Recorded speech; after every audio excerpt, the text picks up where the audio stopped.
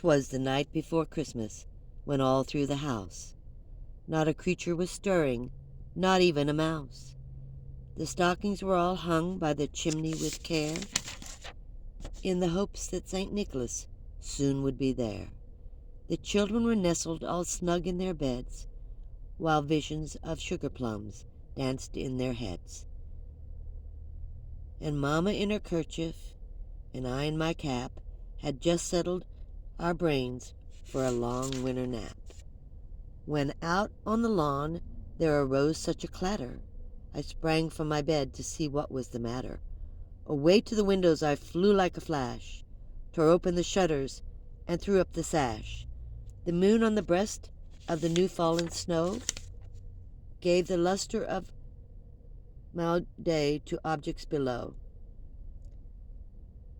When what to my wondering eye should appear but a miniature sleigh and 8 tiny reindeer, with a little old driver so lively and quick, I knew in that moment it must be St. Nick. More rapid than eagles, his coursers they came, and he whistled and shouted and called out them by name. Now Dasher, now Dancer, now Prancer, now Vixen, on Comet, on Cupid, on Dunder and Blitzen. To the top of the porch, to the top of the wall, now dash away, dash away, dash away all.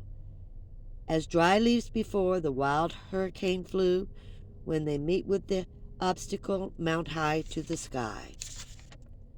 So up to the house top the coursers they flew, with the sleigh full of toys, and St. Nicholas too. And then in a twinkling I heard on the roof the prancing and pawing of little tiny hoof. As I drew in my head and was turning around, down the chimney St. Nicholas came with a bound. He was dressed all in fur from his head to his foot, and his clothes were all trimmed with ashes and soot. A bundle of toys were flung on his back, and he looked like a peddler just opening his pack. His eyes, how they twinkled, his dimples how merry, his cheeks were like roses, his nose like a cherry.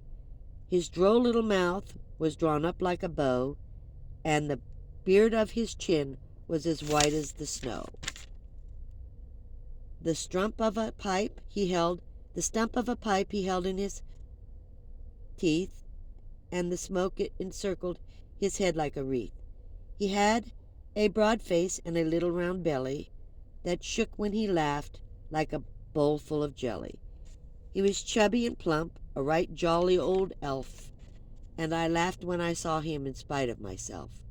A wink of his eye and a twist of his head soon gave me to know I had nothing to dread.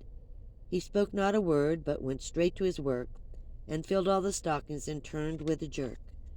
And laying his finger aside his nose, and giving a nod, up the chimney he rose.